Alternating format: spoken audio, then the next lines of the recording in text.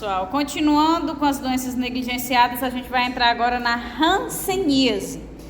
A hanseníase, ou também chamada de mal de Hansen, é uma doença infecciosa que compromete a pele e os nervos periféricos. Ela é encontrada em outros organismos, porém o hospedeiro natural é o homem. Ela é muito encontrada também nos tatus, certo? O contágio ocorre principalmente de indivíduo para indivíduo, sendo as vias de entrada e de eliminação dos bacilos áreas lesadas da pele ou de mucosas e as vias respiratórias superiores.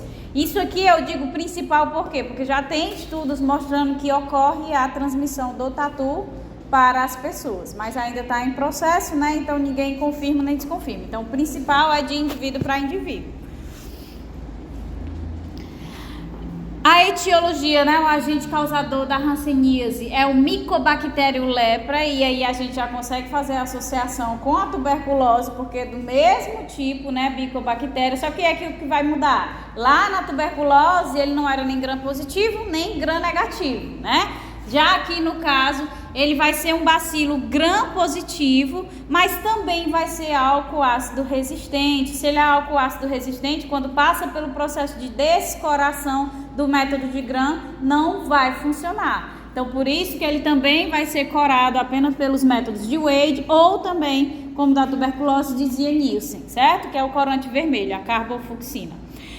Elas possuem parede celular formada por uma membrana dupla, sendo a membrana mais externa espessa e composta de proteoglicanos, de um trissacarídeo, né, imunogênico, que vai ser esse trissacarídeo imunogênico que vai ser o alvo do nosso sistema imune. Então ele é o principal desencadeador da resposta imune, vai ser ele que vai se ligar aos receptores das células fagocitárias, principalmente, como vocês estão vendo, tem outros componentes na parede dessa bactéria, dessa micobactéria, mas o principal desencadeador da resposta imune é esse trissacarídeo imunogênico, que ele vai estar lá na membrana ligado a ácidos micólicos, por isso que é álcool ácido resistente, né, devido à presença desses álcool micólicos, e o complexo desse trissacarídeo imunogênico ligado a esses ácidos vai formar ou a lipoarabinomanana, que é o LAN, certo? Ou vai formar o glicolipídio fenólico 1, que é o PGL1. A gente vai já ver a importância desses dois.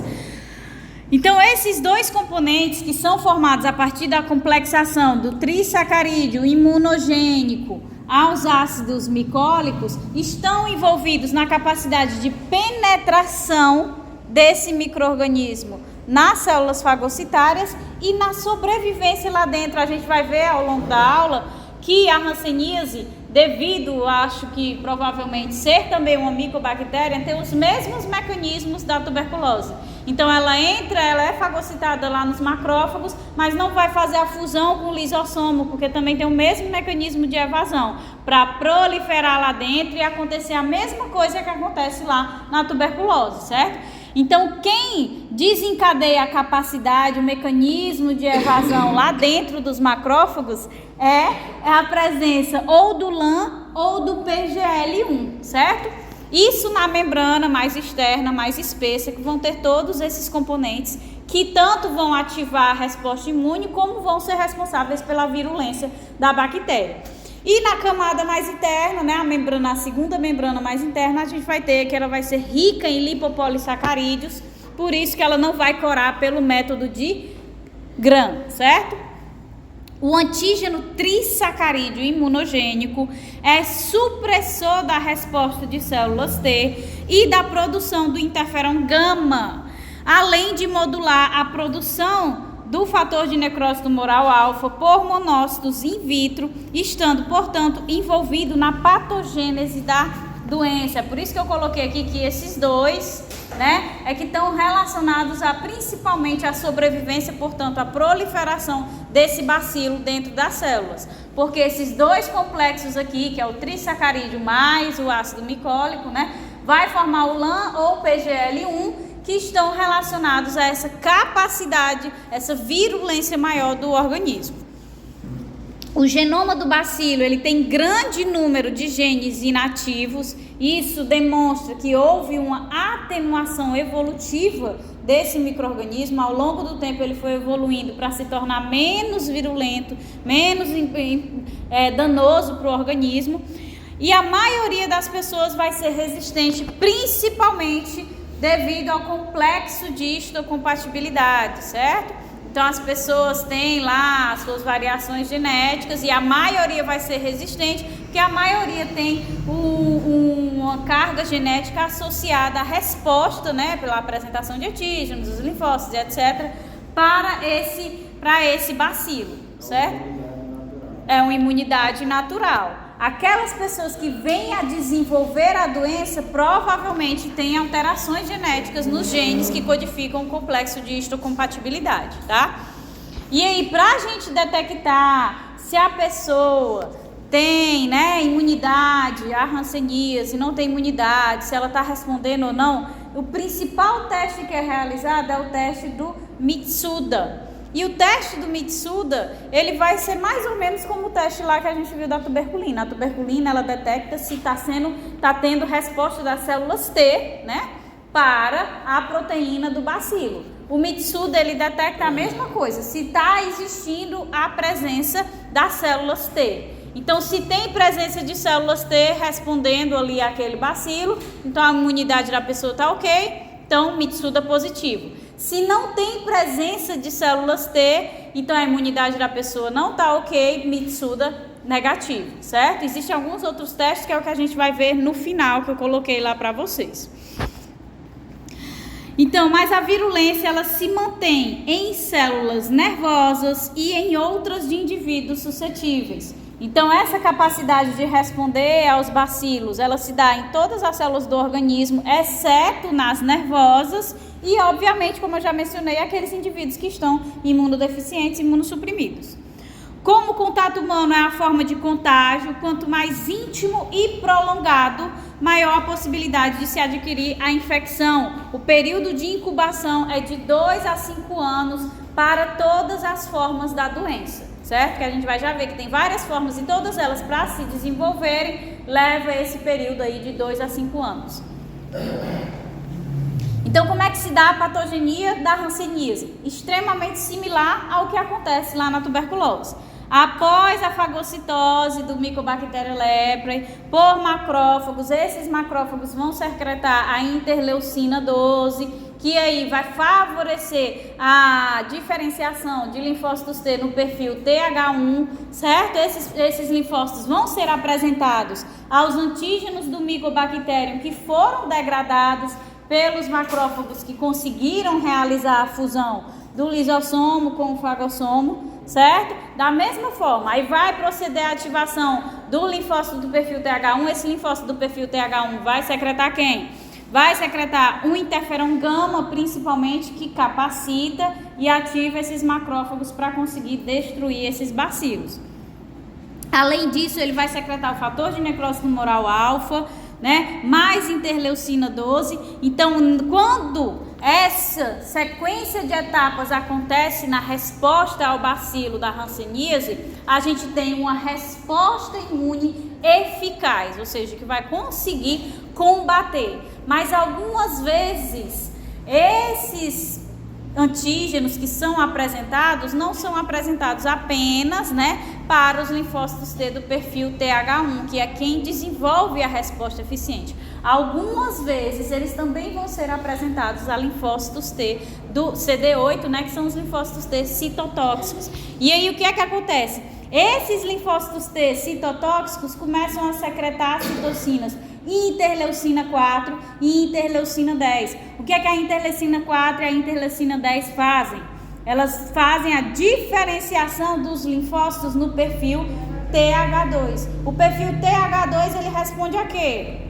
Parasitose, né? Então não tem nada a ver com a infecção por bactéria ou vírus, certo? Então essa resposta, quando ativa os linfócitos T citotóxicos e esses mudam o perfil do linfócito para o perfil TH2, isso vai, boa tarde, Isso vai fazer com que a gente tenha a ativação macrofágica, ela vai suprimir a ativação macrofágica e vai inibir a resposta imune, ou seja, não vai ser eficaz. Por quê? Porque os linfócitos do perfil TH2, eles são voltados para as parasitoses, certo? Então, quando há o desvio para a ativação dos linfócitos T do tipo citotóxicos, supõe-se que esse indivíduo ele tenha um defeito no processamento lisossômico macrofágico, certo? Ou que a apresentação ela tenha sido inadequada, em vez de apresentar para o linfócito TCD4, apresentou para o linfócito TCD8 e acabou ativando ele, ou o próprio bacilo ele tem mecanismos de escape, e esses mecanismos de escape estão associados a quem? LAN e PGL1. Ah, professora, como assim? Eu não estou dizendo que o LAN e o PGL1 vão interagir diretamente lá com o receptor se apresentando e desencadeando essa resposta, não. Mas vias transdutoras de sinal são desencadeadas pela ligação dele com receptores. E aí, quando ocorre a ativação desse CD8, ele vai diferenciar no perfil TH2 que não é eficaz na resposta do bacilo da hanseníase, certo? Então, porque nessa parte do mecanismo eu realmente deixei bem resumido, porque é praticamente idêntico da tuberculose, tirando o defeito, ou seja, a parte não eficaz que já vai desencadear a ativação do perfil TH2, tranquilo? Então, nos anos 1960, Ridley e Joplin propuseram uma classificação espectral da hanseníase. Então, eles dividiram em dois grupos, estáveis, onde eles colocaram o tipo indeterminada, a tuberculoide polar e a virchoviana polar. Essa virchoviana é o que a gente chama também de lepromatosa, que é o que de fato se conhece pela lepra mesmo, quando é mais agressiva, né? E o segundo grupo são as instáveis, onde entra aí a tuberculoide subpolar, os dimorfos tuberculoides, dimorfo virchoviano e tem o virchoviano subpolar. Mas, quando foi mais para frente, se estabeleceu uma classificação que é utilizada até hoje pela Organização Mundial da Saúde em paucibacilar e multibacilar. Então, os pacientes paucibacilares é que tem uma quantidade muito pequena de bacilos ativos, né? Quando a gente faz a detecção da doença. E é o que? São as formas mais amenas da doença. Então, vai ter um índice baciloscópico menor do que 2, que é índice baciloscópico de bacilos, né? De contagem mesmo de bacilos. Então, é baixo, tem pouca quantidade de bacilos, e é onde entra as tuberculoides, né? Dimorfo tuberculoide, tuberculoide polar, tuberculoide subpolar, dessa classificação prévia. E, obviamente, se são as formas mais amenas, significa que o sistema imune está respondendo. Se o sistema imune está respondendo, quem é que está sendo ativado? O linfócito T do perfil TH1. Então, se ele está ativando o linfócito T do perfil TH1 e o teste de Mitsuda, ele detecta essa resposta pelas células T, ele vai ser um Mitsuda positivo, certo? O segundo grupo são os pacientes multibacilares, que são aqueles que têm um índice de bacilos ativos viáveis muito elevados. E aí, obviamente, se eu tenho uma quantidade de bacilos viáveis muito elevada, significa que o meu sistema imune ele não está funcionando. Se ele não está funcionando, é porque eu não estou fazendo células T suficientes. Se eu não tenho células T, eu não tenho detecção pelo teste de Mitsuda, então Mitsuda negativo. O índice baciloscópico, né, ele vai ser maior do que 2, a baciloscopia ela vai ser maior do que 2, então por quê? Porque tem um número muito elevado de bacilos. E vai se enquadrar nesse tipo aqui, os dimorfo virchoviano e os dois tipos de virchoviano polar e subpolar dentro dessa classificação anterior. Mas atualmente se utiliza apenas essa classificação aqui. Paucibacilar mais amena é a tuberculoide. Multibacilar mais agressiva é a dimorfo, que engloba as duas, que a gente vai ver, e a virchoviana, certo? Ou lepromatosa. Então, as manifestações neurais da doença, elas vão anteceder as manifestações cutâneas. As primeiras alterações, elas são sensoriais e apresentam-se como distúrbio da sensibilidade térmica inicialmente, e à medida que a doença vai progredindo, vai da sensibilidade térmica para parcialmente da dolorosa. Então o indivíduo primeiro perde a sensibilidade de quente, frio, depois ele perde a sensibilidade de dor e depois, quando progride, ele perde a sensibilidade tátil, tá? Então, do ponto de vista de lesões, ocorre inflamação de ramos neurais distais do sistema nervoso periférico. Com a progressão em sentido proximal, eles vão se tornando edemaciados e dolorosos à palpação. Como resultado, surgem alterações sensoriais e motoras. Então, a gente tem amiotrofia, retração de tendões, fixação de articulações. Então, tudo começa a migrar devido às dores nos nervos comprimidos. E aí a gente tem mão em garra, os punhos às vezes entortam, né? Porque vai acontecendo essa disfunção devido à compressão neural. Entre os nervos mais acometidos encontram-se o facial, trigêmeo, o ulnar, o mediano, radial, fibular e tibial. As lesões neurais são mais precoces, né, como eu já mencionei, assimétricas e agressivas. Então, nelas também, da mesma forma a gente não discutiu, eu não estou dizendo que é a mesma coisa da tuberculose, né? Então, nela também vai acontecer, à medida que é ativado o perfil TH1, que ativa os macrófagos, a inflamação granulomatosa. Essa inflamação pode ter uma necrose caseosa no centro, certo? Então, vai ter necrose caseosa e em Hanseníanos tuberculoides, a gente tem esse aspecto. Já nos vichovianos ou lepromatosos, que vai ser um aspecto mais tardio, eles vão tender à simetria, em vez de ter só de um lado, como é no caso da tuberculose, vai ter dos dois lados, e elas vão ser menos intensas do ponto de vista da necrose caseosa, certo? Por quê? Porque na necrose caseosa ela está associada à inflamação granulomatosa. Como na vichoviana, a gente não está tendo a resposta do sistema imune, a inflamação granulomatosa não vai estar associada à resposta a isso. Então, a gente não tem essa necrose caseosa acontecendo, certo? Então, no início da doença aparecem máculas que, em pequeno número e localizadas, indicam resistência e o tipo paucibacilar ou tuberculoide. A gente viu, né? Os paucibacilares vão ser aqueles tipos de tuberculoide. Quando múltiplas, difusas e de limites imprecisos, mostram baixa ou nenhuma resistência, sendo esperada evolução para o tipo multibacilar, que é o tipo virchoviano. Então, os doentes que mostram lesões com ambas as características se encontram no grupo de mofo. Biópsias de lesões suspeitas devem incluir a hipoderme, que diagnostica formas não contagiosas, que é a forma indeterminada e a forma tuberculoide, e as formas contagiosas, que é a forma de mofo e a virchoviana, tá? Então, aqui é a imagem para vocês verem a forma indeterminada. Ela vai ser mais hipocrômica, ou seja, não tem uma coloração, não tem uma definição, vai ser mais ovalada, mais circular. Então, aqui no slide não dá para ver direito, né? Mas depois vocês conseguem ver. Então, ela é de fato indeterminada. Quando a gente passa para a tuberculoide, apesar dela não ser infecciosa, apesar dela ser mais branda, ela já vai ter um aspecto mais diferente, porque ela vai ter como se fosse um halo, né? Se assemelha às lesões lá da leishmania, só que o que é que difere? No meio, no centro da leishmania, a gente tinha a ulceração, né? Ela tinha um aspecto pegajoso, que é quando começa a exsudar os próprios parasitas, né? Aqui não, é liso, né? Então, e a borda é que tem esse espessamento e essa vermelhidão. Quando a gente tem o aspecto de mofo, ela vai ter a mesma coisa, né?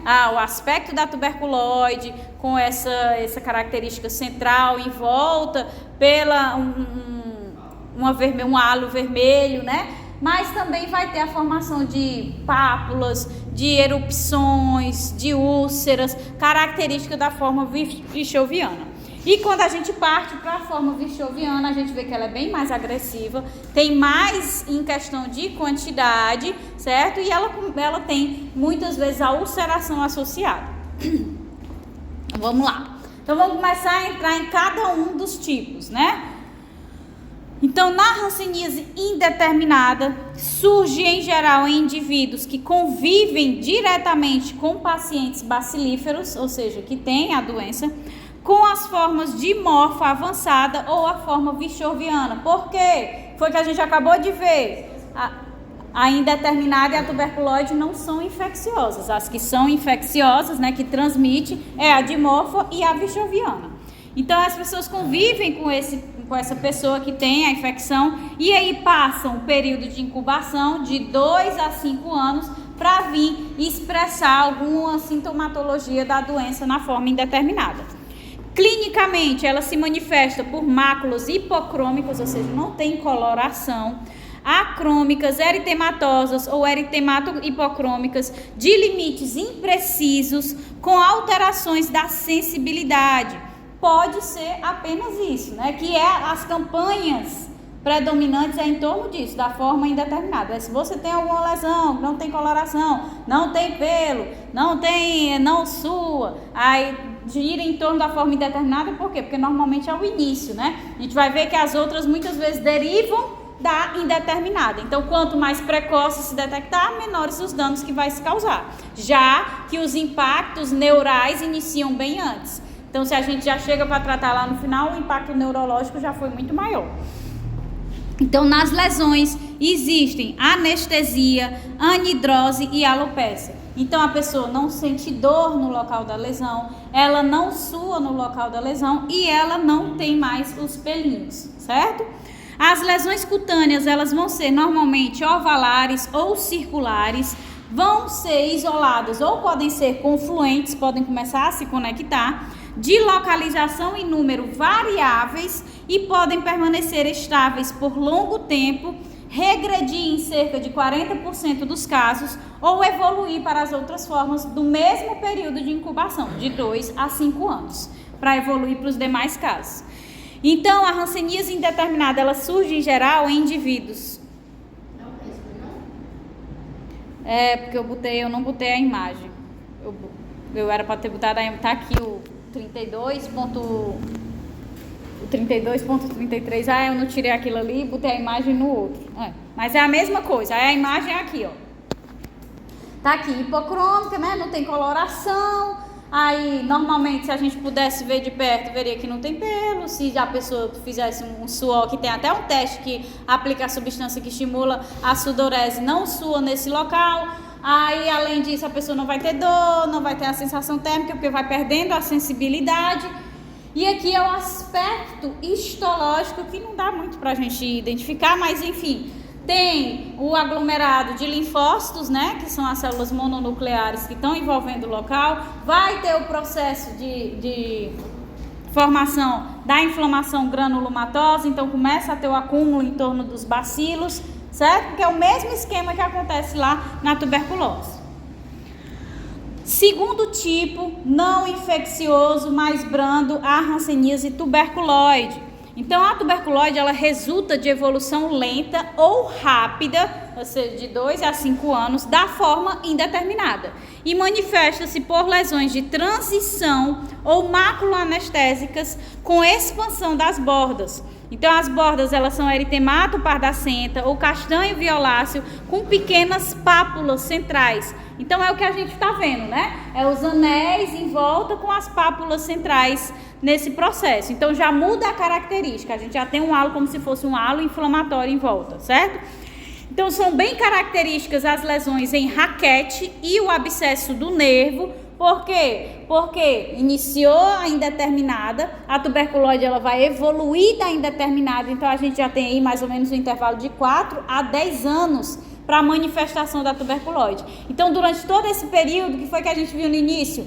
O que está acontecendo desde o começo é o dano neural, né? Então, a gente começa a ter os impactos nos nervos periféricos, por isso que começa a ter essa característica de abscesso do nervo, né? É como se fosse mesmo o abscesso, vocês sabem, né? Que abre e tudo mais. Ou a lesão em raquete, que eu vou já mostrar numa imagem para vocês. E essas úlceras vão aparecendo na tuberculose, certo? Acometimento intenso dos troncos nervosos, que pode levar à incapacidade permanente. Os nervos periféricos, em particular o ulnar, tornam-se espessados e facilmente palpáveis. As alterações neurológicas são representadas por distúrbios sensoriais, então paresias, paralisias, amiotrofias, mão em garra, pé caído. tróficos, que é o mal perfurante, reabsorções ósseas, mutilações e vasomotores, que é a acrocianose. Então, da mesma forma, a gente identifica aqui, só que mais intensamente, a formação, né? Identifica não, né? Tô só dizendo para vocês. Identifica não. Mas estou falando para vocês que aqui tem os linfócitos, aí tem a formação dos granulomas, certo? Da mesma forma que acontece lá na tuberculose. Oi.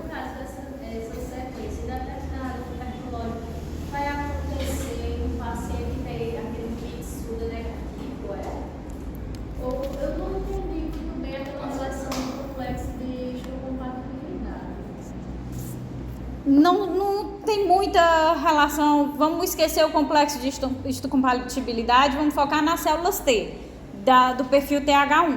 O teste Mitsuda, ele é positivo se ele detectar células T. Se ele detecta células T, significa que o organismo está bem imune, né? Ele está com a imunidade boa, então ele vai conseguir combater a doença. E quais são as doenças que permitem o combate pelo sistema imune, com um sistema imune bom? A forma indeterminada e a forma tuberculoide, certo? O Mitsuda negativo é quando o sistema imune não está bem. E aí ele não vai conseguir combater as formas virchoviana ou dimorfa, que são mais agressivas. Deu para... Oi? Professor, aí no caso, eu tenho duas classificações, a paucibacilar e multibacilar, e essa indeterminada, tuberculose, não, é dentro da paucibacilar, né, da multibacilar. Então, por exemplo, paucibacilar pode ser, a gente pode enquadrar a indeterminada e a tuberculose, entendeu? É que é como se esses dois fossem da OMS e esses quatro eram do Madrid, que é outra. É porque tem 50 mil classificações, entendeu? A gente tenta atrelar, mas é porque cada um quer fazer a sua, para dizer que foi um inventor. Mas é tudo pronto. A indeterminada e a tuberculose fazem parte da paucibacilar. Por quê? Porque quando a gente faz a baciloscopia, ela vai dar menor do que 2, entendeu? Então aqui, ó, esse nervo em raquete que se refere, a gente tem aqui uma lesão, ó, da pele acontecendo, e esse espessamento do nervo é porque já veio ao longo dos anos, né, acontecendo aí a lesão no nervo periférico e ele começa a espessar. É por isso que quando a gente vai para o exame clínico, tem a palpação do nervo, porque exatamente, porque ele fica mais espessado e doloroso, então também é uma forma de fazer o exame clínico. Aqui a mão engarra, a gente não tem a amiotrofia, os tendões começam, né, a egredir, então isso também faz com que a pessoa vá perdendo a capacidade de movimentação. A última aqui é a lesão nos nervos faciais, o facial e o trigêmeo, então a pessoa fica com essa incapacidade de conseguir abrir o olho, tem essa característica, certo? Uma variedade da hanseníase tuberculoide manifesta-se entre 1 e 4 anos de idade, que é a hanseníase tuberculoide nodular da infância, caracterizada por lesões papuloides ou nodulares, em geral isoladas, pequenas, na face das crianças, filhas de pais com a forma virchoviana, que é o que vocês veem aí. Todas as imagens que eu encontrei parecem mais uma espinha do que uma lesão de fato, certo?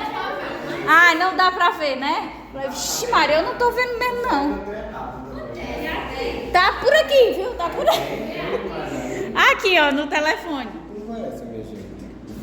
Bem vermelhinho, não tem formiga. Quem olha pro negócio desse pensa que é uma Pois é, pensa que foi uma picada e tem alergia. Não dá nem pra anotar. Então, elas tendem a regredir espontaneamente, né? Em 5 ou 6 meses, deixando a área atrófica. Então, acaba, ó, causando um buraquinho, a pessoa fica com a cicatriz. Não altera a sensibilidade, né? Então não vai ter os problemas neurológicos e os troncos nervosos não são afetados. Então é como se fosse uma espécie de vacina para as crianças. Apesar de que as crianças vacinadas com a BCG, por ser o mesmo tipo de bacilo, Mycobacterium, também acabam tendo mais resistência à hanseníase. Então a BCG ela não é só para tuberculose, ela acaba também fornecendo imunidade para a hanseníase. Não tão eficaz quanto para a tuberculose, obviamente, mas também tem eficácia para ela. Mas quando a criança pega do pai que tem, né, não está vacinada, ela também produz a resposta imune. Se produz a resposta imune, produz as células de memória, é como se ela tivesse ficado vacinada. Então, basicamente, a histopatologia da hanseníase tuberculoide mostra a inflamação granulomatosa com os granulomas, que vão ser capazes de matar os bacilos. Se é capaz de matar os bacilos, é Mitsuda positivo, né? Com células epitelioides, né, os estiócitos epitelioides, células gigantes e os linfócitos na periferia das fibras nervosas. Então é isso aqui que vocês estão observando, a formação dos granulomas, certo? E em volta deles vai ter esses estiócitos epitelioides, vai ter as células gigantes multinucleadas, vão ter os linfócitos que estão secretando as substâncias para capacitar essas células fagocitárias, para que elas consigam realizar a produção dos granulomas, certo? Partindo agora para o terceiro tipo, que é a hanseníase virchoviana ou lepromatosa, certo? A virchoviana, ela revela macrófagos incapazes de destruir os bacilos. Então, os linfócitos, isso acontece porque os linfócitos não foram capazes de ativar essa resposta, certo? Ah, então o problema, se está botando aqui que foram os macrófagos, o problema é nos macrófagos. Não, o problema é que as células T não foram capazes de serem ativadas. Se elas não foram ativadas, elas não vão secretar citocinas corretas para ativar e capacitar os macrófagos. Qual é o perfil de linfócito T que consegue ativar e capacitar os macrófagos? TH1. Se por acaso o bacilo da hanseníase ativar os linfócitos TCD8, ele vai secretar citocinas que vão gerar que perfil? TH2, que não tem eficácia. Eu estava falando uma matéria que fala de estudos que aprovam que isso pode ser um fator genético. De pessoas que produzem mais macrófagos do tipo 2, que consequentemente vão ativar os linfócitos T2 e não vai ativar o fator 1. Aí vai gerar uma resposta deficiente e vai resolver para a doença mais agressiva. Pois é, a maioria das doenças a gente tem uma predisposição genética associada, né? Infelizmente. Então, ela pode se apresentar, né? Se ela não é combatida, da mesma forma lá do bacilo da tuberculose, ela vai se proliferar intracelularmente dentro dos macrófagos. Proliferando, começa todo o problema. Então, ela vai poder se apresentar como? Diretamente a hanseníase virchoviana, né? Gerando aí um eritema nodoso, uma infiltração difusa, ou uma evolução da forma indeterminada. Então, o indivíduo que tem contato com o bacilo da hanseníase, ele pode já desenvolver diretamente a hanseníase virchoviana. E aí vocês acham que ele vai desenvolver a hanseníase virchoviana por quê? Porque o sistema imune dele não está legal, né? Não tá bom. Então aí ele pode desenvolver diretamente a virchoviana, ou ele pode, da mesma forma que a tuberculose evolui da indeterminada, ele também pode evoluir da indeterminada. Provavelmente porque houve uma queda na capacidade imune do indivíduo e aí evolui para a forma mais grave. Da mesma forma, quando evolui da forma indeterminada, também leva de 2 a 5 anos, né, incubando. Então, no caso, quando é direto, né, quando ele se infecta, quando ele transforma direto para a forma virchoviana, vai apresentar eritema nodoso ou infiltração difusa, e quando evolui da forma indeterminada, vão ter aí máculas hipocrômicas progressivas.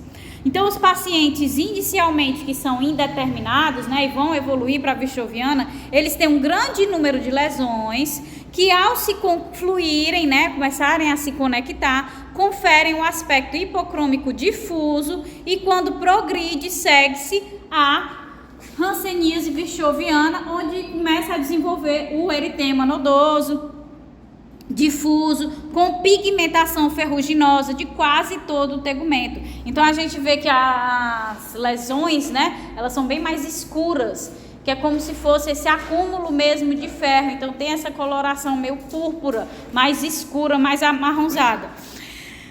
Então, posteriormente, a infiltração difusa ou localizada com a alopécia, com formação de placas e lesões nodulares, que são os chamados de hansenomas, certo? É característico da forma virchoviana a formação dos hansenomas, tá? Então, o número de lesões ele vai aumentar lentamente, certo? Com formação de novos hansenomas, com a regressão de hansenomas que já existiam, ou com a congestão de rancenomas. E aí quando a gente tem a congestão dos rancenomas, não chega sangue, ele começa a ter a isquemia, e aí vai morrer e ter outras características.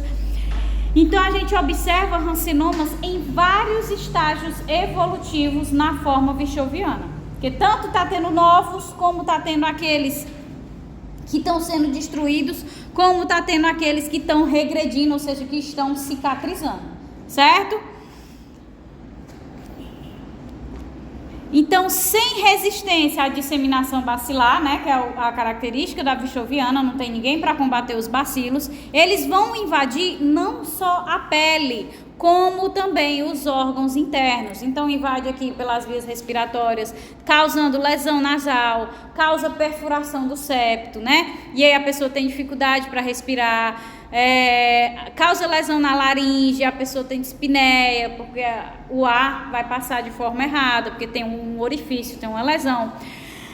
Causa lesão neural, principalmente nervo ulnar, mediano, ciático, popilíteo externo, tibial posterior, tornando-se sistêmica. Ela passa a afetar não só a pele, que é o que a gente vê mais visivelmente, mas também começa a afetar os órgãos internos. Histologicamente, a hanseníase vichoviana, a epiderme, ela vai se tornar atrófica e retificada, como se tivesse camadas, mas ela dá aquela murchada, é como se tivesse uma depressão, né? Atrofia no local da lesão. E a derme subjacente, ou seja, que fica logo abaixo da depressão, onde perde a camada da epiderme, a gente não vai ter características inflamatórias, que é o que se chama de faixa de Unna. Não tem características, células inflamatórias, só fica lá a camada de derme logo abaixo de onde a gente perdeu a camada da epiderme. Já os tecidos adjacentes, não logo abaixo de onde se perdeu a epiderme, a gente vai ter a infiltração com os macrófagos esses com muito citoplasma, vacuolados, que é o que a gente chama de células de Bischoff. Esses vacúolos é justamente para facilitar o combate aos bacilos, certo? Então vai vacuolando essa degradação dos bacilos, né? Ele vai fagocitar, vai degradar o bacilo, e cada pedacinho vai formar um vacúolo que fica mais fácil de ir realizando a digestão, a degradação de cada vacúolo. Então essa vacuolização, que a gente não tem uma imagem perfeita para que vocês consigam visualizar isso, mas tinha uma de microscopia eletrônica mais ou menos assim que dava para ver, que é como se fosse uma célula grande, e aí dentro tem, como vocês lembram do tecido adiposo unilocular, que a gente viu que tem várias inclusões, é como se você visse isso, são várias bolinhas brancas que dão a impressão que está vacuolizado dentro do macrófago. Então é muito citoplasma para quê? Para caber cada vez mais vacúolos que vão degradar esses pedaços de bacilos. Então a gente tem dentro desses vacúolos muitos bacilos íntegros, e aí a integridade desses bacilos favorece no momento em que eles estão se proliferando lá dentro, né, e tudo mais, e se rompe esse macrófago, ele não consegue mais conter esses bacilos, vai começar a causar o processo de ulceração nessa lesão. Então a gente também tem como característica da lesão vichoviana que depois de formar o nódulo duro, mais proeminente, mais para fora, assim, que é visível, ele começa a ulcerar, certo? Então, o que vocês estão vendo aqui nessa, não sei se dá dando para ver, na imagem, a úlcera, certo? Então, tem aqui uma úlcera característica, ó, aqui foi onde atrofiou a epiderme, não tem mais epiderme nesse buraco, e logo abaixo, né, que é o que está exposto aqui, a derme, não tem características inflamatórias. No entanto, ao redor dos tecidos adjacentes, a gente vai ter as características inflamatórias com os macrófagos, com o acúmulo de líquido pelo processo inflamatório, então acaba ficando mais alto aqui em torno da lesão, certo? Então a gente tem um afundo, porque perdeu de fato, né, a camada da epiderme, e o local que a gente vê da derme, que está exposto, não tem características inflamatórias, no entanto, o que está ao redor vai ter as características inflamatórias, certo? Isso. Aqui é o processo de cicatrização, e no processo de cicatrização, né, realizando o tratamento aqui, a gente vê que vai conseguindo fechar, vai revertendo essa lesão, certo? Dependendo do nível da lesão, do nível da ulceração, obviamente vai ficar, né? A cicatriz, a marca. Aí, tipo assim, aquelas pessoas que fica só a manchinha mesmo, elas não retornam mais a pigmentação daquela parte da pele. Eu acho que pode retornar. Realmente isso aí eu não vi, eu não sei, mas eu acredito que com o tratamento possa retornar. Acho que a gente estava discutindo ontem, para saber se ia ter destruição dos melanócitos, Sim. se ia acontecer alguma coisa que só não ia. Porque eu acho que como é um local que a gente tem reposição muito constante, eu acho que com o tratamento, por ser a forma mais agressiva, porque a hipocrômica é indeterminada, né? Então é menos agressiva. Então eu acho que com o tratamento, acho que volta ao normal. Mas eu realmente não sei. Aí aqui é a característica histológica, né? A gente tem aqui a epiderme. A epiderme ela pode ser só retificada, né, em camadas, ou ela pode atrofiar, que se ela tivesse atrofiada a gente veria o buraco aqui, certo? E aí nesse local atrofiado, logo abaixo tem a derme. E essa derme você não vê aqui uma quantidade imensa de células, né, que é a característica do processo inflamatório. Essa derme logo abaixo, subjacente do local da lesão na epiderme, é chamada de faixa de Unna, que é uma região que não tem características inflamatórias. No entanto, ao redor já está aqui, ó, chegando uma grande quantidade de células para fazer a resposta a esses bacilos viáveis, que é o que a gente chama de células de Wischel, porque essas células elas são vacuolizadas, né? Tem vários vacúolozinhos para ir captando esses bacilos e reduzir o impacto deles no organismo, ok? Então, quer dizer que essa ulceração não sofre necrose, né, assim? Porque se o tecido pode regenerar, então ele sofreu necessariamente necrose, assim. Ele pode sofrer necrose caseosa, né? Na inflamação granulomatosa ele pode sofrer a necrose caseosa, mas ele consegue também fazer o processo de regeneração. Lembra lá da regeneração que as células elas podem se proliferar. Não é porque eu perdi aquele pedaço que o organismo nunca mais vai conseguir repor. Ele tem capacidade de se proliferar. Depende muito do tecido, né? Da idade, da capacidade de regeneração daquele tecido, do reparo tecidual. Então aqui uma das características também da hanseníase wischelviana é as fáscias leoninas, né? Que a pessoa começa a ter as lesões no rosto, na face. Aí como tem a edemaciação, né, dos nervos periféricos, trigêmeo e tudo mais, então a pessoa vai começando a inchar, edemaciar e tem esse aspecto leonino mesmo, que a pessoa quando chega... Por que chega nesse nível? Eu vi tanta imagem que eu fiquei assim...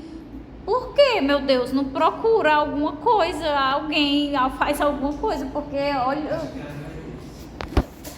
Não, eu vi na epidemiologia... Maior é as pessoas mais velhas. Aí a pessoa acho que já tá mais velha, aí não vai atrás de nada. Mas é muito triste. Eu tenho uma parte aqui agora que meu Deus do céu, não parecia ser gente velha não, mas agora, Ave Maria, como é que a pessoa deixa a perna chegar desse jeito? É o quê? Não dá pra ver não? Eu vou mostrar pra vocês aqui. Eu já cheguei. Senhor. Misericórdia. Como é que a pessoa deixa chegar a esse ponto? Eu não consigo. Enfim, então a regressão do infiltrado na pele e nos órgãos se faz através da vacuolização dos macrófagos. Os núcleos, por causa dessa vacuolização, eles se tornam picnóticos, né? Eles são empurrados lá para o cantinho. Os bacilos, eles mostram-se granulosos, há grande acúmulo de líquido, obviamente por esse processo inflamatório. E mais tarde, a proliferação de fibroblastos, portanto, se a gente tem um buraco, os fibroblastos eles vão preencher, né, esse buraco, causando fibrose e podendo causar atrofia ou mesmo a proeminência, né, que depende do processo de cicatrização de cada um. Então, quando atinge, né, porque como eu disse para vocês, pode atingir todos os demais órgãos além da pele. Quando atinge os testículos, vai causar aí principalmente esterilidade, atinge a laringe, altera a voz e a respiração, certo? Então o fenômeno de Lúcio, que é isso que eu estou mostrando aqui, caracteriza-se por vasculite acentuada, ou seja, a inflamação dos vasos sanguíneos com proliferação endotelial, obstrução da luz e trombose de vasos de médio calibre na derme e da hipoderme. Então, devido à inflamação dos vasos, começa a ter a lesão endotelial. Com a lesão endotelial começa a proliferar, né, os coágulos, aí os trombos e pronto. Vai acontecendo uma vasculite acentuada. Então, com grande número de bacilos na parede e no endotélio dos vasos, a gente vai ter oclusão vascular, a necrose isquêmica, porque o sangue não chega, e aí tem infartos e também ulcerações. Nesse aqui que ele coloca, essas partezinhas brancas é a parte que está começando o processo de cicatrização, porque ele iniciou o tratamento, né? Então, começa o processo de cicatrização, de repor aquilo que estava sendo danificado. E nesse aqui é o indivíduo que já está com algumas regiões bem pretas, que eu mostrei para vocês, que é necrose mesmo, tem um buraco dentro da perna da pessoa. Então, como afeta os vasos sanguíneos, começa a causar, é como se fosse uma trombose, né? CID, como é o códigozinho? Coagulação intravascular, quase como se fosse a coagulação intravascular disseminada. Aí começa a pegar o indivíduo todinho, causar coágulo em todo canto. Aí daqui, necrose em todo canto. Olha, uma coisa assim que eu fiquei impressionado quando eu vi que a pessoa deixou chegar nesse ponto. Então vamos lá, partindo para o último tipo, a hanseníase dimorfa, né? Então a hanseníase dimorfa ou borderline engloba os casos que se encontram entre os polos tuberculoide e o virchoviano, com características de ambos, né? Então a dimorfa origina-se da forma indeterminada também e pode ser crônica ou reacional. Então o teste de Mitsuda, ele é negativo nos casos que se aproximam do polo virchoviano, né? Apesar dele ter os dois, dependendo da lesão que fosse realizar a biópsia, se for uma lesão virchoviana, obviamente o Mitsuda vai estar negativo, porque não está conseguindo combater. Se for uma lesão com características tuberculoides, aí está conseguindo combater, já vai ter o Mitsuda positivo. Então o ideal é que se pegue lesões com aspectos diferentes na situação da dimorfa para conseguir ter esse parâmetro melhor. Então, na dimorfa virchoviana, a baciloscopia ela é positiva, né? Baciloscopia é quando o índice de bacilos ele é maior do que 2, e predomínio de lesões infiltrativas de bordas difusas.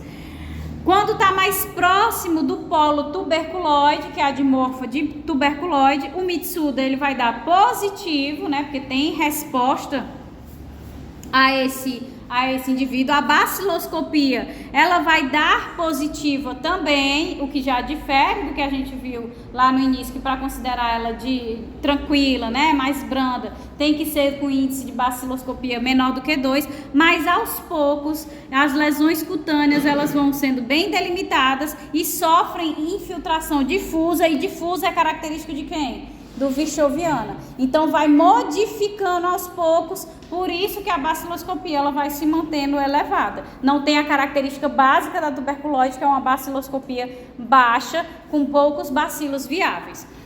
Então é o que a gente está vendo aqui. Tem as características, tá vendo aqui, é ótimo. Tem as características tuberculoides com aro vermelho, né, como se fosse inflamatório, mas também tem as regiões com formação de nódulos mais proeminentes, mais palpáveis, com ulcerações, que é mais característico da virchoviana.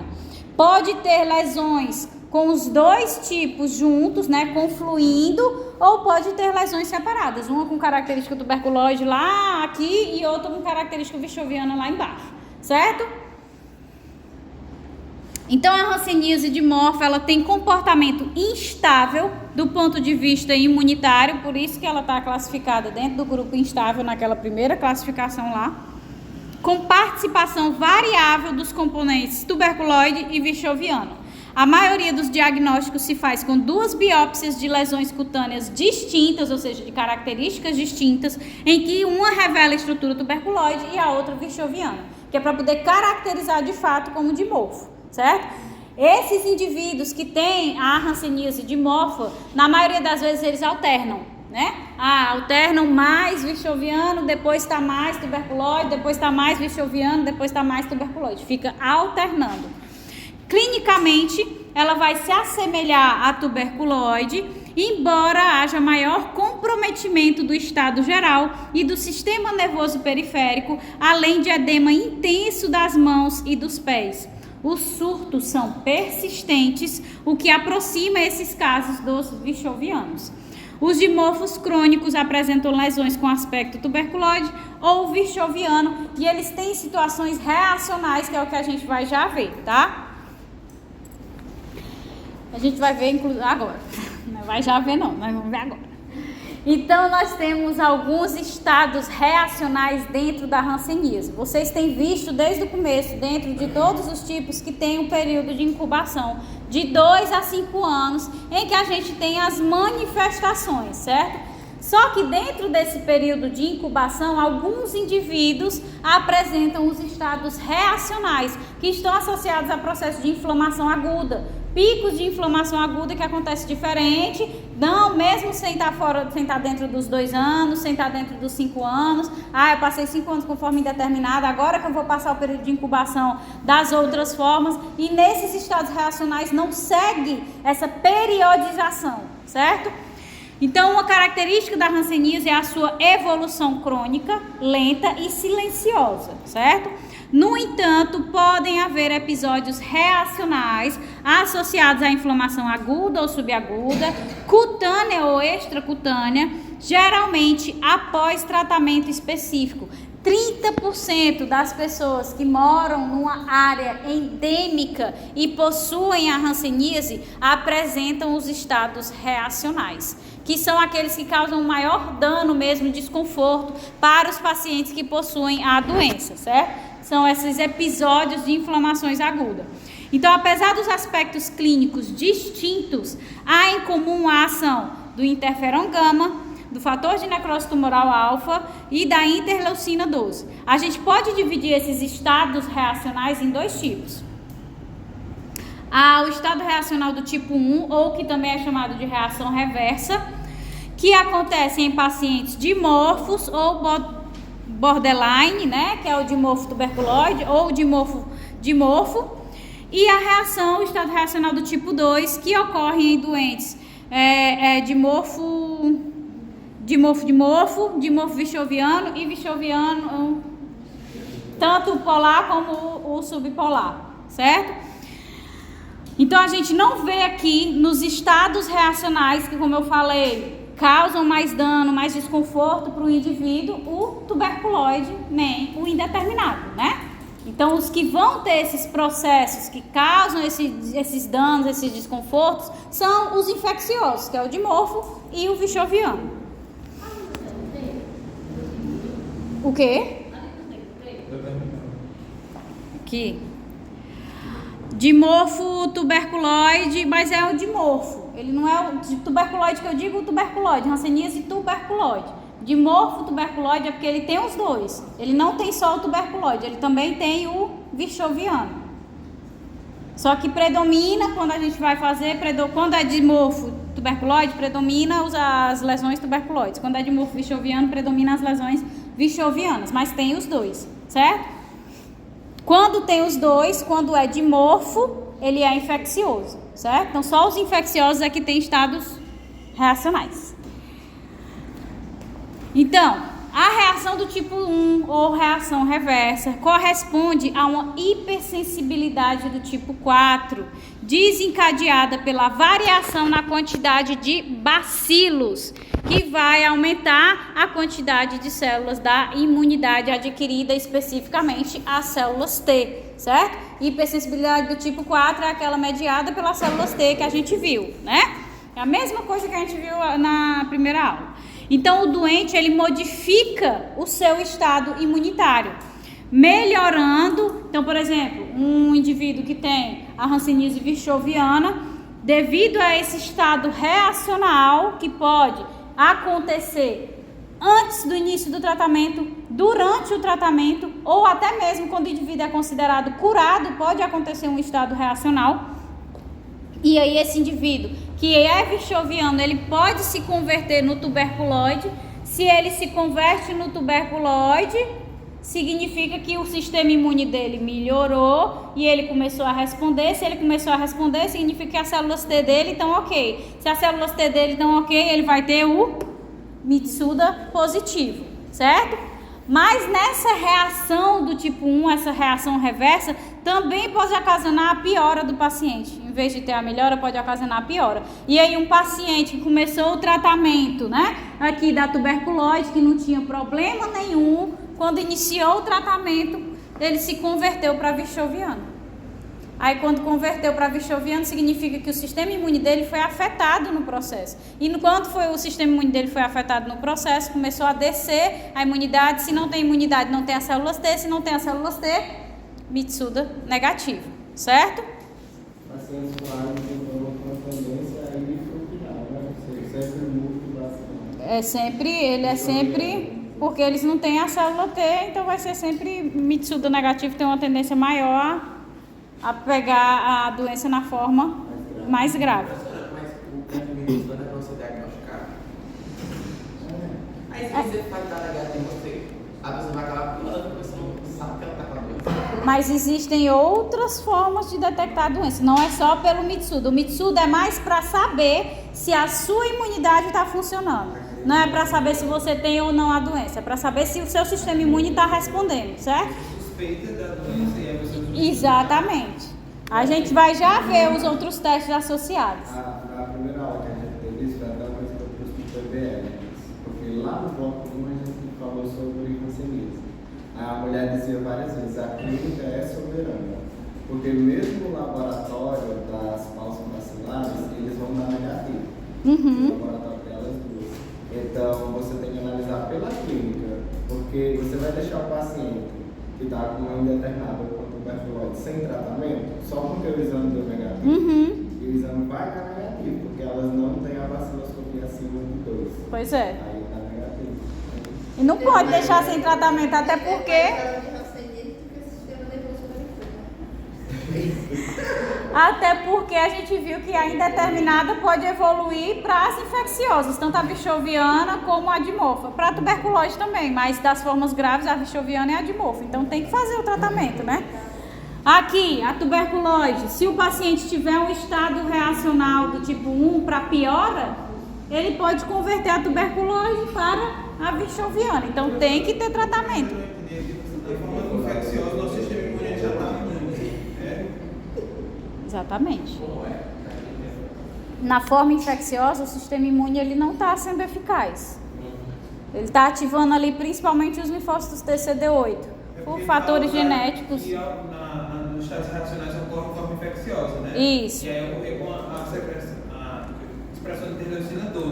Só que ela não vai estar inibida, porque não é ela que estimula o TH1. Então ela tem que estar inibida. Vocês têm que ter a visão macro. Não é porque a imensa maioria, 80% das células vão ser do perfil TH2, que a gente não vai ter 20% do perfil TH1, entendeu? Nosso sistema imune não existe essa divisão de 100% uma coisa, tá tudo acontecendo ao mesmo tempo, entendeu? Então, tem células do perfil TH1 que estão secretando a interleucina 12 para diferenciar no perfil TH1, né? Os macrófagos, e tem aqueles que estão se diferenciando mais no perfil TH2, porque está ativando mais linfócito T citotóxico, mas não significa que não está ativando o CD4. Eu até vi uma tabela aqui num livro que eu estava lendo, que ele botava um triângulo, né? Aí dizia que esse era o polo tuberculose. Aí botava o triângulo para baixo, indicando o polo vichoviano. Aí dizia que por mais que eu tivesse na predominância do polo tuberculose, a maior ação do TH1, eu ainda tinha a ação do TH2. Exatamente. Assim como também no polo vichoviano. Eu queria até mostrar para lá na... Eu tenho desenho aqui, para você não enxergar. Eu entendi. É por isso que a gente pode ter a conversão, entendeu? De um tipo mais brando num tipo mais grave. Porque dá essa ideia, quanto mais TH1, menos... Exatamente. Né? Quanto menos TH1... Mais grave é a doença. Ou até mesmo no estado reacional, o quadro clínico pode se manter inalterado. Ok, tranquilo.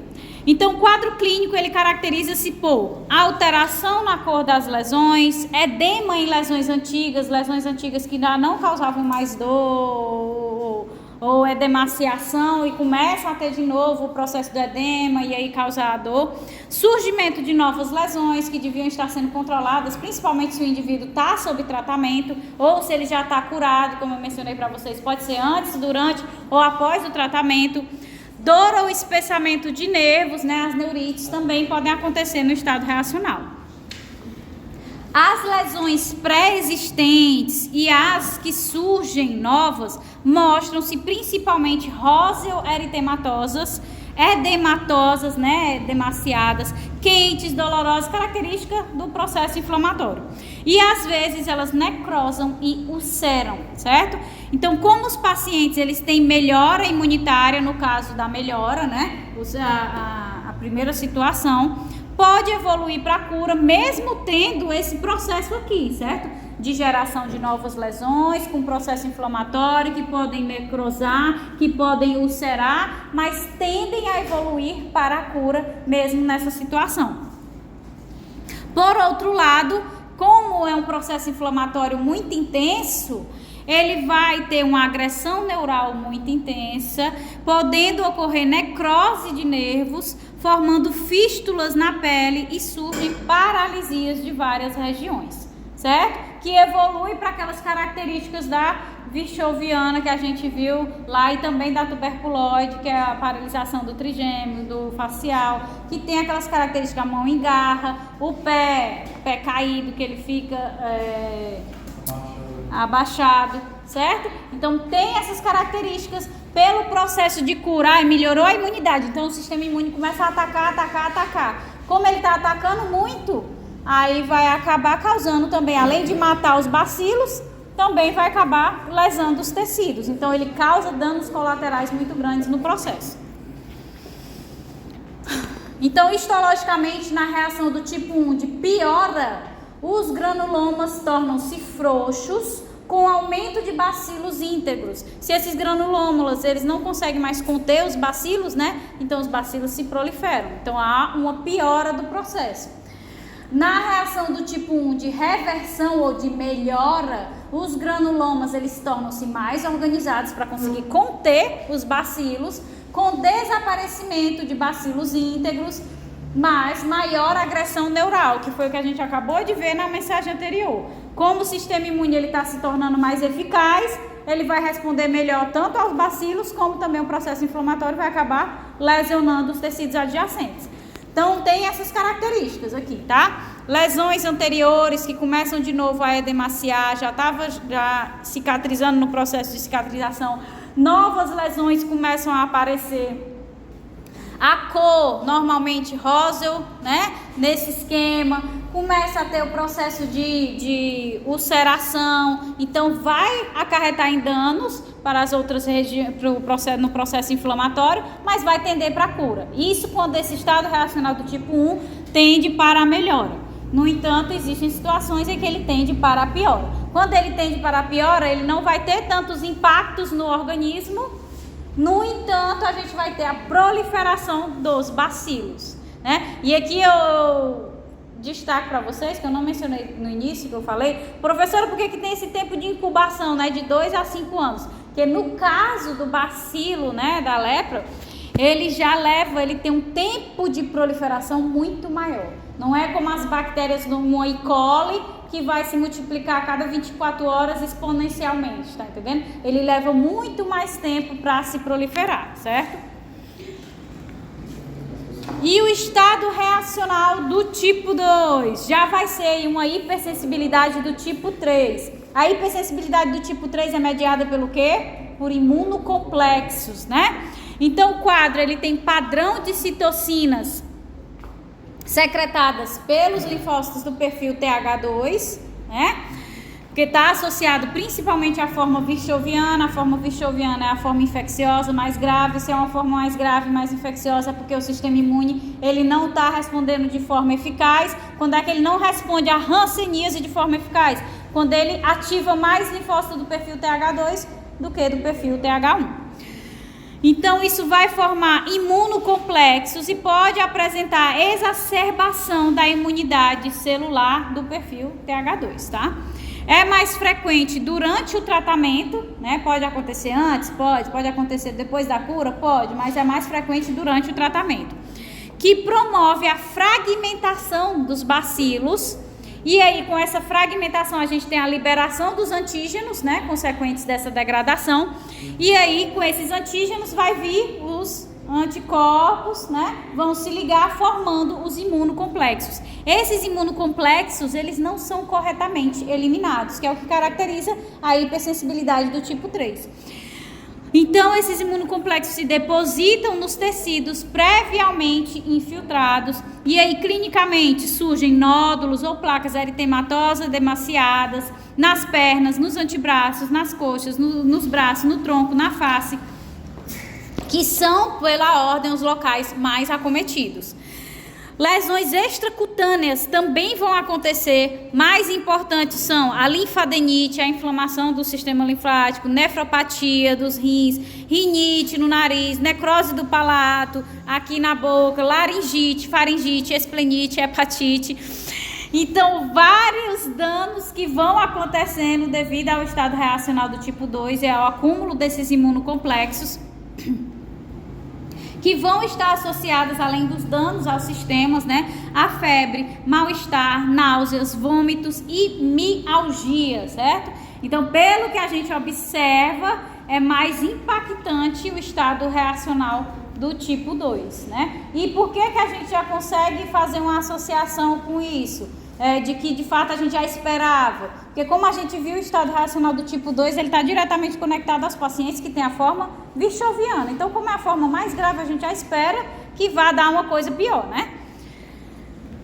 Então, a gente observa, né, as lesões, tem ulceração, então, os imunocomplexos. Então, o estado reacional é do tipo 2, tá? Mas a hipersensibilidade é do tipo 3, para não confundir. Então, os imunocomplexos, eles têm uma reação vascular com vasos dilatados que podem levar à trombose e à necrose. Então, é o que a gente observa aqui, começa a ter lesões principalmente nas pernas, também pode ter na face, lesões anteriores, começam a ulcerar, os sistemas internos também passam pelo processo inflamatório e tudo começa a causar danos mais intensos para o paciente que possui essa condição. Mas aí, como é que a gente vai fazer a detecção, né, da doença? Então, a principal forma de detectar a hanseníase, além de observar lá a mancha, as características, fazer o teste de Mitsuda que a gente tem discutido desde o início para saber se a imunidade da pessoa está boa, também é necessário fazer o teste da sensibilidade térmica, tá reconhecendo o que é quente, o que é frio, sensibilidade dolorosa, se está sentindo dor, se não está sentindo, a sensibilidade tátil, né, passar uma coisinha, sabe, dizer se a pessoa está sentindo ou não está sentindo. Então tem que fazer os testes da sensibilização. Para quê? Para saber em qual grau essa pessoa está. Não segue uma sequência de degeneração, primeiro térmica, depois dolorosa, depois a tátil. Então, se a pessoa ainda sente dor, ainda sente o tato, opa, ainda está no início, então os danos vão ser menos impactantes. Mas se ela já está aqui na tátil, opa, então os danos neurológicos já foram bem maiores, tá?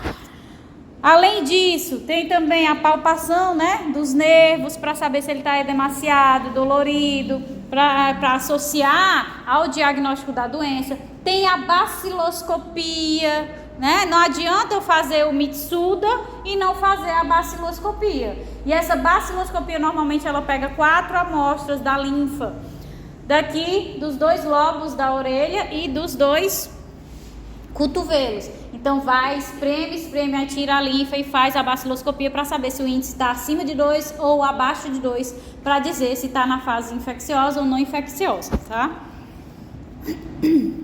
Então, basicamente, aqui, ó, na forma indeterminada, que não é infecciosa, o Mitsuda, ele vai dar normalmente positivo, mas ele pode dar negativo se for feito muito no início da doença, ou seja, um falso negativo, né? Mas normalmente feito na época correta, vai dar positivo, no entanto, a baciloscopia é negativa. Então é para a gente conseguir associar isso. Mitsuda vê a resposta imune, baciloscopia vê a presença do bacilo, certo? Mais uma vez, a forma não infecciosa, que é a forma tuberculoide, né? Ela também vai ter uma baciloscopia negativa, a gente não vai ter uma presença muito grande de bacilos viáveis. E aqui a gente vai ter uma reação de Mitsuda fortemente positiva, né? Por quê? Porque tem muita célula T combatendo esses bacilos. Então, se tem muita célula T, vai ser fortemente positivo. Quando a gente parte para a parte infecciosa. Na borderline, que é a dimorfa, a gente vai ter a baciloscopia positiva para raros bacilos. Por quê? Porque se é dimorfa, ela está alternando entre a forma tuberculoide e a vichoviana. Então a gente vai detectar os bacilos, mas não vai ser nada muito acima de 2, porque tem essa manutenção de um equilíbrio, de uma alternância entre as duas formas. No entanto, ele vai ter o teste Mitsuda negativo ou positivo fraco. Por quê? Ele não tem a tuberculoide também? A tuberculoide não tem uma resposta das células T? Na situação da dimorfa, ela vai ter uma resposta dessas células T mais leve. Então, por isso apresenta o Mitsuda ou negativo ou positivo muito fraquinho. E a vichoviana ou lepromatosa, a gente vai ter a baciloscopia positiva, com bacilos viáveis muito elevados, e a Mitsuda negativa, certo? Vamos já entrar na epidemiologia, ok? Então, a hanseníase, ela é uma doença infecciosa, transmissível e de caráter crônico, que ainda persiste como problema de saúde pública no Brasil. A doença atinge pessoas de ambos os sexos e de todas as faixas etárias, podendo apresentar evolução lenta e progressiva e, quando não tratada ou tardiamente tratada, é passível de causar deformidades e incapacidades físicas. Em 2021, 106 países reportaram à Organização Mundial de Saúde 140.594 casos novos da doença no mundo. A Índia é o país que reportou mais casos novos em 2021, 53,6% do total global. 53,6% do total do mundo. Na região das Américas, houveram aí 19.826 casos notificados, cerca de 14,1% dos casos do mundo. E desses 19.826, 18.318, ou seja, 92,4% dos casos das Américas são do Brasil, né? Ou seja, ele tem o segundo lugar mundial, o terceiro lugar fica com as Filipinas. Então, segundo os dados da OMS, 76 países reportaram casos novos em menores de 15 anos. E aqui eu destaco para vocês, que eu não coloquei para não ficar muito extenso, que a Índia, o Brasil e as Filipinas levam aí mais de 80% dos casos do mundo. Só esses 3 países pegam 80% dos casos do mundo. Então, 76 países reportaram casos em menores de 15 anos. No decorrer do ano de 2021, 9.052 novos casos foram diagnosticados na população menor de 15 anos, correspondendo a 6,4% do total de casos novos diagnosticados. Do total de casos novos diagnosticados no Brasil, 761 ocorreram em menores de 15 anos. Por que eles estão fazendo menor de 15 anos? O quê? Por que eles estão enfatizando serem menor de 15 anos? É um indicador a criança está pegando. Isso que é dependente. Se eu não me engano, eu não sei quem tinha dito, mas veio na minha cabeça aqui agora que o cráter é dele, né?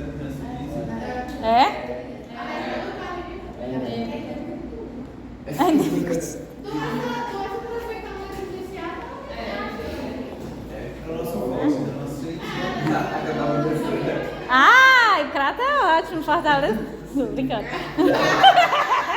Tô brincando, pelo amor de Deus. Então, aqui, ó, tem um gráfico que tinha lá, né, no boletim epidemiológico, que é a proporção de casos novos de hanseníase segundo raça, cor e região, tá? Então, a gente observa que na maioria das regiões, né, a que tem maior incidência dos casos é a raça, a cor preta. Só aqui na região sul, que a maior incidência é da... Não, isso é o branco, né, não? Não, isso é o vermelho, né, não? Peraí.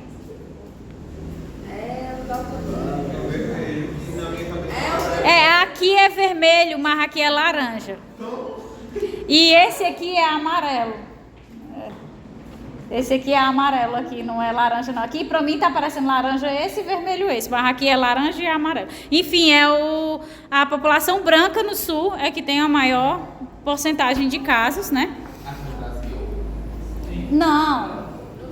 No sul, aqui está separado por região, não está englobando o país inteiro. Em cada região, em todas as regiões, o Brasil, ó, Brasil total, aí tem cada região, na predominância de todas as regiões, a gente tem a cor parda, né, com maior incidência da hanseníase. Mas quando a gente olha para a região sul, a maior incidência da hanseníase é na cor branca.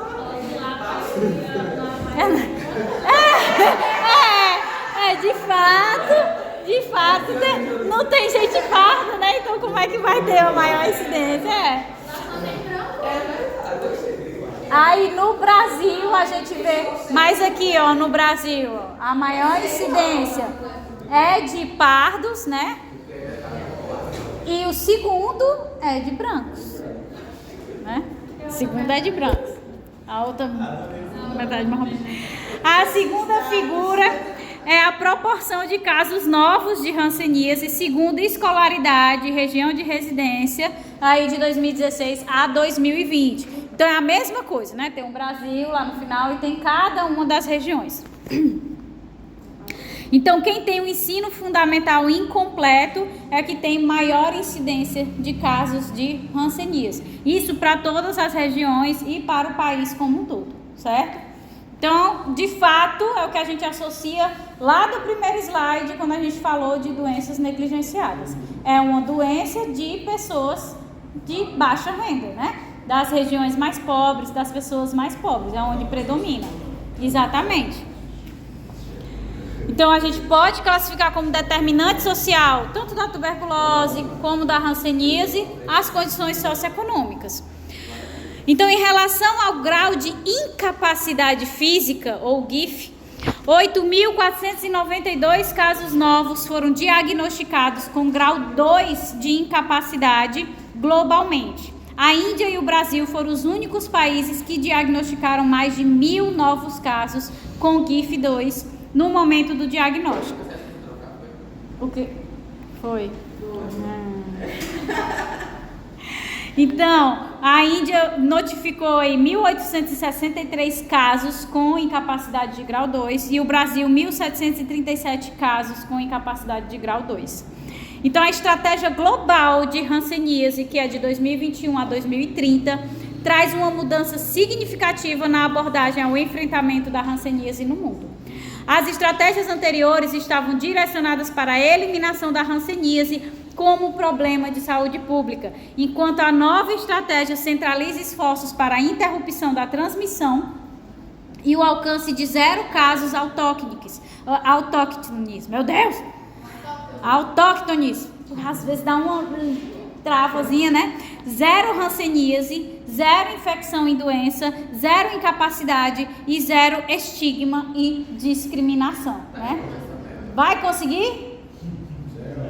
Fé em Deus, né? Quem sabe, mas 0 é demais. Mas a gente bota a meta pra cima, que é pra poder tentar se aproximar, né? A gente dobra a meta, pois é. Então, no Brasil, para se enquadrar, estabeleceu-se junto ao protocolo clínico e diretrizes terapêuticas da hanseníase, reduzir em 55% a taxa de novos casos em menores de 15 anos até 2030, reduzir em 30% casos novos com grau de incapacidade física 2 até 2030 e dar providência a 100% das manifestações sobre práticas discriminatórias nas ouvidorias do Sistema Único de Saúde. Feito o diagnóstico, não se justifica isolar o indivíduo, uma vez que já teria certamente contaminado os conviventes mais íntimos, porque o período de incubação de cada tipo ele é longo, né? Os quais devem ser acompanhados de forma adequada para se quebrar a cadeia de transmissão da doença. Então, quando a gente vai ler, né, esse protocolo, diz lá, a pessoa ela tem que tomar a medicação sob supervisão. Então, a pessoa vai para o posto de saúde para pegar o medicamento todo mês, ela toma o medicamento na frente, a pessoa tem que ver ela tomando o medicamento, que é o principal, a dose maior, e depois vai tomando diariamente em casa. Volta depois de um mês e toma de novo a dose cavalar sob supervisão e vai acompanhando.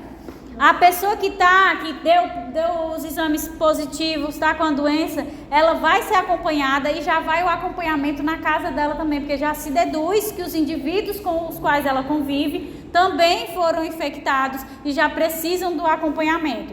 Então é um processo de acompanhamento próximo, né? Além disso, é uma doença de notificação compulsória.